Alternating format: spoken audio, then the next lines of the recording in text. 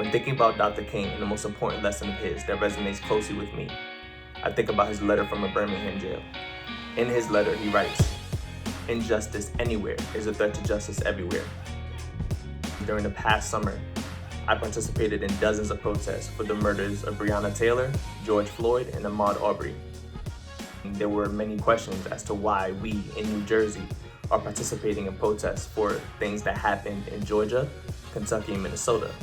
And the answer then, and the answer always moving forward, will be this exact quote from Dr. King: "Injustice anywhere is a threat to justice everywhere." I think of a telegram he sent to Cesar Chavez in 1968.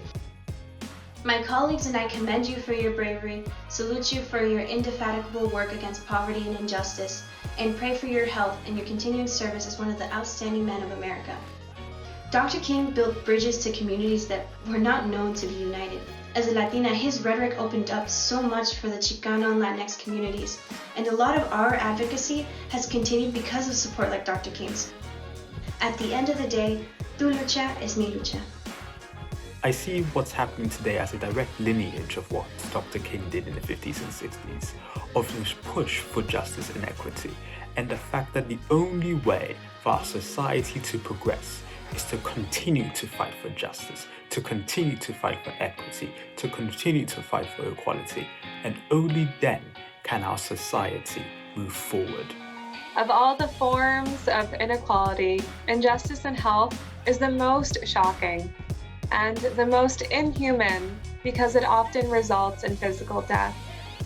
I think this quote is critical, especially in the context of the COVID-19 pandemic and the persistence of health inequities and health disparities throughout the decades. This was a great person who believed in equality and nonviolent approach to fighting for that equality. In 1964, MLK wrote Why We Can't Wait about the nonviolent movement against segregation, especially in Birmingham. And that book really impacted me because it gave me the language to understand freedom and to understand love and the struggle for it.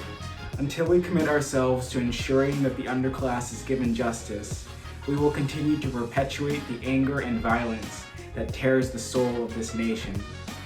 I fear that I am integrating my people into a burning house.